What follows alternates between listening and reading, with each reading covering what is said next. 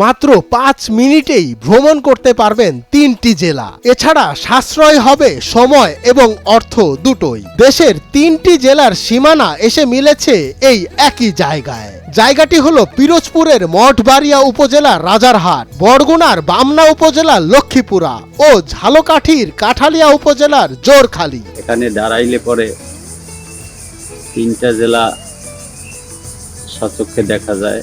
যে কোনো ভ্রমণ পিপাসু মানুষের জন্য অন্যতম চ্যালেঞ্জ থাকে কম খরচে কিভাবে সর্বোচ্চ সংখ্যক জেলা ভ্রমণ করা যায়। তাদের জন্য এই জায়গাটিকে আদর্শ স্থান বলা যায়।